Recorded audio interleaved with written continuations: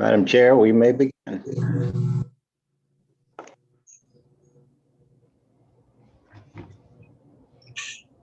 All right, so we are calling to order the meeting for the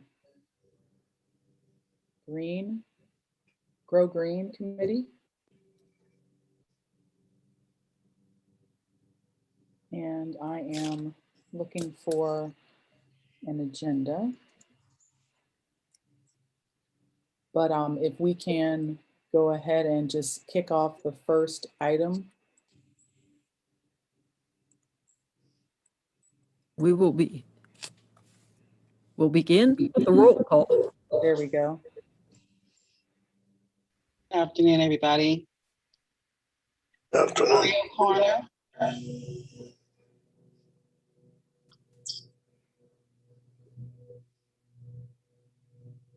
Dr. Gilliam. Present. Sylvia Wilson. Here. Jack Shea. Here. It's our secret now.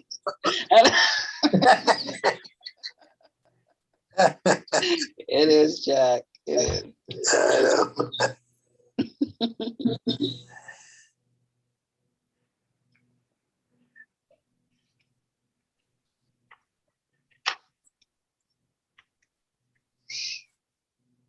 Madam Chair, meeting is yours. All right, so we're going to open up with some informational items.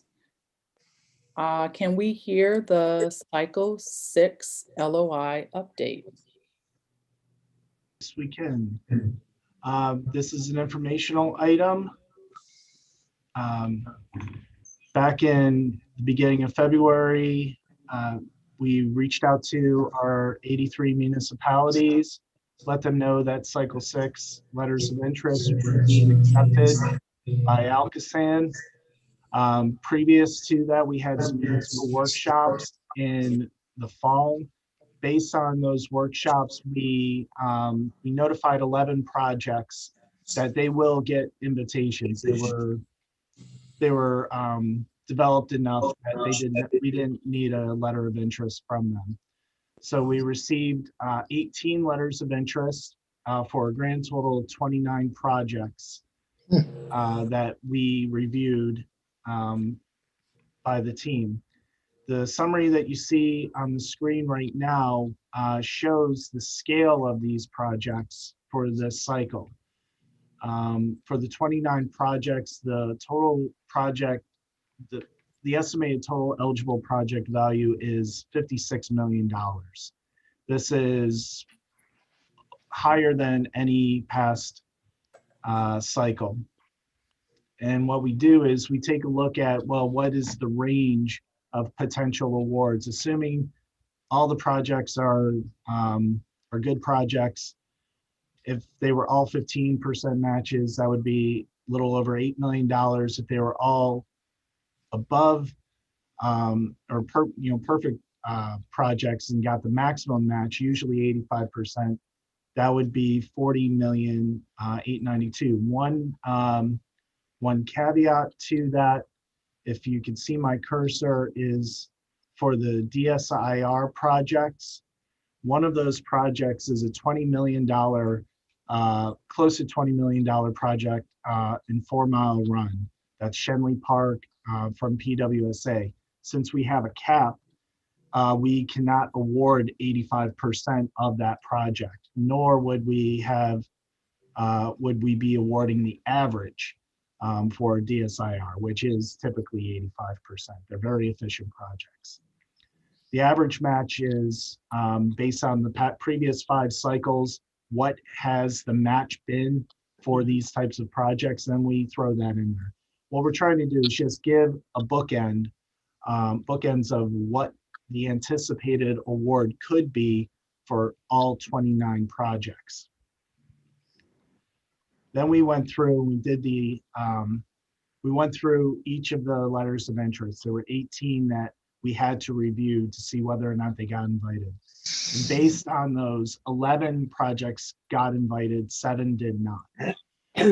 So the projects, there were 22 projects that were invited. Again, we take a look at the overall costs that we feel are eligible. A little over $48 million. Again, the biggest cycle we've had so far. And then we take a look at the average matches, the maximum match. So right now, we're looking at potentially a maximum match of $34 million. That is an awful lot and probably more than what we were anticipating.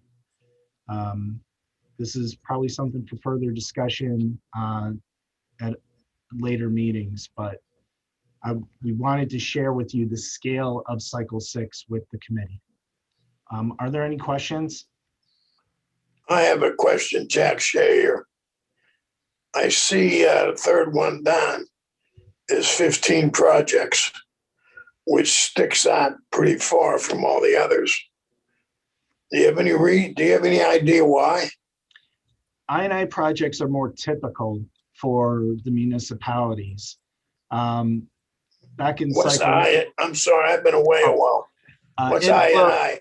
inflow infiltration. Usually these are rehabilitation projects where a municipality will put a liner in the sewer line. And what that does is it should eliminate the infiltration coming into the line, but it also has an added benefit that it extends the life cycle of that asset. If a pipe is got a lot of infiltration or structural defects, instead of digging it up and putting a new one in, you can use a liner to add to the strength of that pipe, and at a cost of making the diameter slightly smaller. But the benefit is the liner is smoother, the liner stiffens up and adds to the strength of the pipe, and it keeps infiltration out. And in terms of getting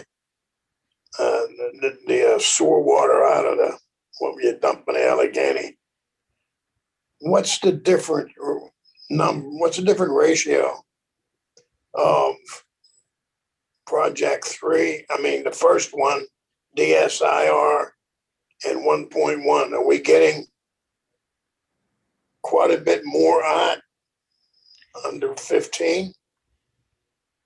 For those I&I projects, there's one I&I project in our Streets Run area. That's Baldwin Borough, Brentwood Borough, Whitehall Borough, PWSA, and West Mifflin. They're working together on a very large $8 million project. So half of that budget right there is for one project. And it's a large scale. We've been working with these municipalities for close to 2 years now, Julia. So we've been coordinating with them, working with Three Rivers Wet Weather to put together a project that helps with the infiltration defects, but it's also helping with them addressing the defects that are associated with regionalization. A lot of these pipes that are being worked on will eventually get transferred over to ALCOSAN. So we're working with the municipality to basically. I mean, as long as we're getting our money's worth, that's what I want to know. And nowhere, I don't think, unless I can assume on the cost, we're taking more junk on. Yeah, one of the things I was actually looking at is, the reason why we are giving an 85% match is because of the cost per gallon to remove water from the system. Right. So because of the process that the committee uses to make its decisions about what level of match, that process inherently gets at what you're talking about, Jack. Well, I know a lot of people don't like you to assume, but let's face it, that's life. I mean, you do this long enough, you'll see a number and you can relate to the junk that is taken out. You see what I mean? Mm-hmm. Yeah, I think a number that might help you there, that might be helpful on this chart, is Okay. just, and you know, usually they have it in some other documentation, but there's like, usually there's like a column that says cost per gallon.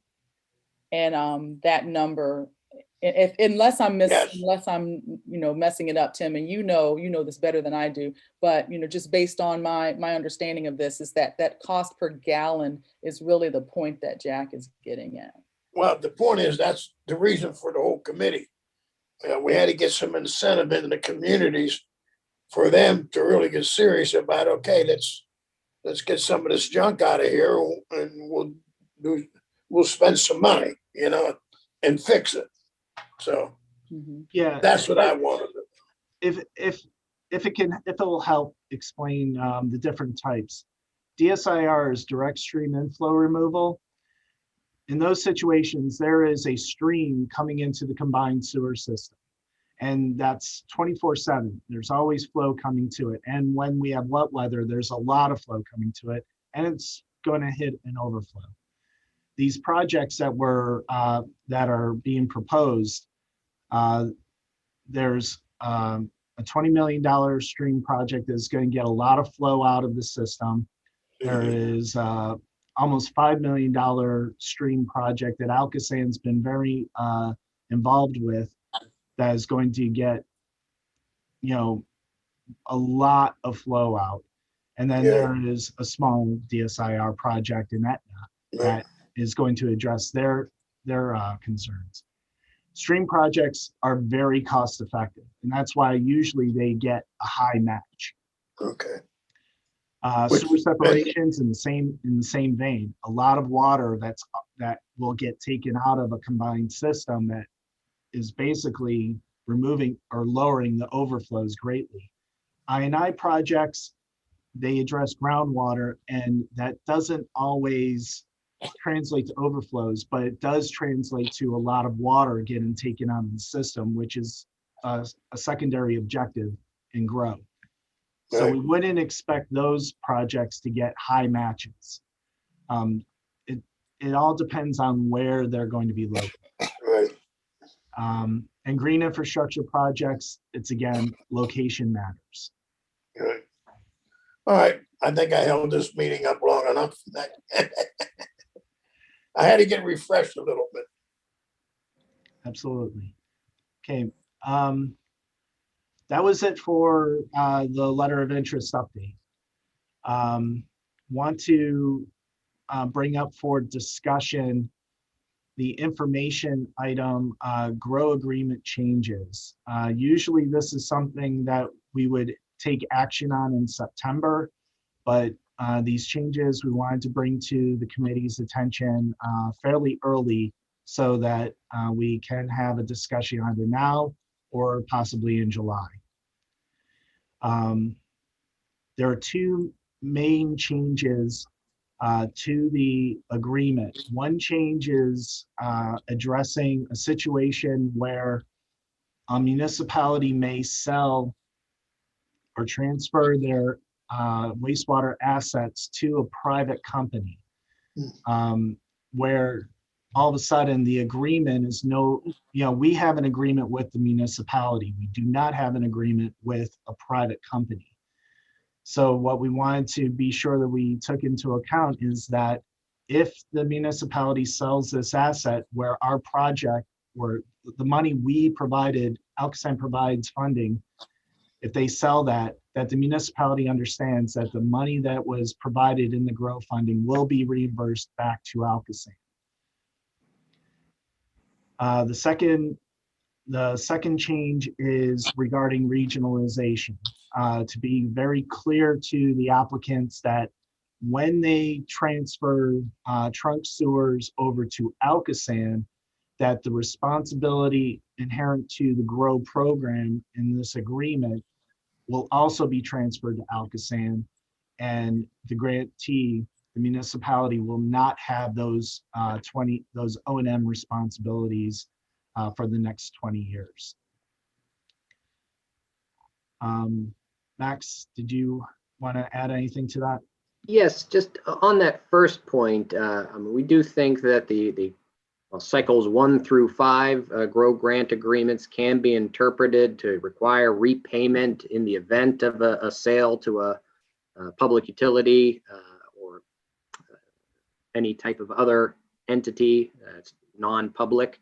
But we did think, because these are becoming more prevalent, that we wanted specific language to be able to point to. You have to take a couple steps to sort of get to that ultimate conclusion in the current agreement. And because it is something we do see in the future, wanted it to be more express. On the transfer of ownership, it's not so much really an agreement by ALCOSAN getting assigned back to ALCOSAN. It's mostly that extinguishment to the grantee, that if we take over this line that we have an interest in through the grant agreement, that really their obligations as the grantee will be ended, because it will now be our facility and our asset going forward. So these are at least preliminary thoughts that Tim, Julie, and I have been exchanging just some discussion points on. And as Tim mentions, it's usually later in the cycle that we need to finally approve any changes to the grant agreements. And we do like to keep them by and large the same from year to year for both the interpretation perspective. So we don't make changes lightly. But as we've said from the beginning, that this was a new program we put together on 7 years now, and there's always room for some improvement and for new scenarios that do come up. And we would be foolish not to learn from things that come up in this process. Sure. Makes a lot of sense to me. Dennis? Okay, if there are no questions in regards to the changes, we can move on. Last information item, GROW agreement end date extensions. Sometimes this is an action item.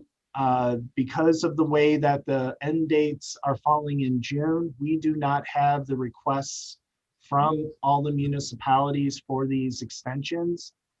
But we wanted to make the committee aware that in June, we will be acting on these extensions. And we will have, anybody that requests the extension, we know on this list, Crafton, Etna, and Indiana have indicated that they will be submitting their extension request. Pittsburgh Water and Sewer Authority this morning indicated that they are currently drafting the request letters to ALCOSAN. Monroeville may not need one. They are very close to being done. They had submitted their final report. That is currently under review. And Gertie's Run Joint Sewer Authority, that project is nearing completion. And not exactly sure if they need to have an extension either. So the folks that need it have demonstrated that they're planning on submitting, that everything will be compiled and ready for the June board meeting. So basically you said that PWSA, all theirs came in this morning? We had a meeting, coordination meeting this morning with the folks from PWSA, and this was an agenda item on that, in that meeting, where it was indicated that they know that the end date is nearing and that they are working on putting together a request to extend that end date. How would they know? Oh, it's no secret. We usually, when a municipality or a project gets close to their end date, we reach out to the applicant and just give them a notice that your end date's coming near. Are you needing to extend this end date, or are you ready to submit your final report and we could close this out? And most of the time, we are very aware of what the status of all the projects are. Okay. So I'm noticing on some of these, there are quite a few extensions, 3 years or so, with the one from PWSA. And I guess I'm wondering, it seems like they extend every 6 months, 6 months at a time. Is it that is the only length of extension that we give? Or like, why is it that they would continually get 6 months, 6 months, 6 months, rather than saying, okay, we are literally 2 years out, so we need a longer extension? A lot of the PWSA extensions were in relationship to a property interest issue that was several years to resolve. But eventually PWSA, City of Pittsburgh, ALCOSAN had worked out how these property interests get resolved. And so a lot of these projects, I'm anticipating that this is the last extension they'll be requesting. Haysen Center and Heron, Hillcrest, Melwood, these are all projects that have been completed. It's just the property interest issue needed to get resolved. Okay. And these are all green infrastructure projects. So this instrument for the declaration of reservations and covenants, or restrictions and covenants, it's a very important document that they have to submit to the Allegheny County Real Estate Department, so that that green infrastructure project in the next 20 years does not get, that property does not get reused in a different way, that they are locked in to that being a green infrastructure project. Right. Yeah. I remember you talking about that before. Okay. And if I could jump in, yes, we did have multiple updates as we were working through those issues. And as I just mentioned, that we have learned from issues that have come up in the past. So Tim had the idea, I believe it was last cycle, to require that the IDRC be recorded before we sign an agreement. And that has really, I won't say lit a fire, but we're seeing a lot more coordination and a lot more of just breaking through some logger jams to get those necessary documents finalized and recorded. We have some issues that come up from time to time over different types of easements and things like that, but I think it's really a credit to the program, to ALCOSAN, but also to our counterparts at PWSA in the city for finally putting everybody's heads together and making this project and these programs work. And these ones that go on for 6 years of extensions are going to fall by the wayside as this, so we start to fire on all cylinders. But there's definitely been a lot of movement, and just seems like every month we get another recorded IDRC from PWSA. So they are certainly moving. Okay. If there are no other questions regarding grant modifications, this is the typical language we have that will be in the agenda. Fairly straightforward. And that is it for informational items. I do not have anything else to discuss. The future meeting date, we have Thursday, July 15th at 2. Okay. And if there are any questions, we are here to answer them, or this is the end of the meeting. And no questions from me. Thank No, you. I have thank no you very much. question. Thank Yeah, you. none from me either. Thank you, Dr. Gilliam. All Well right. done. Sounds good. So it sounds like the meeting is finished, and am I to adjourn it? Is that? I so moved that you adjourn, Madam Chair. Thank you. This meeting is now adjourned. All righty, thank you. Thank you, committee. I appreciate everybody's participation. Thank you. Sure. All right, Thank- bye.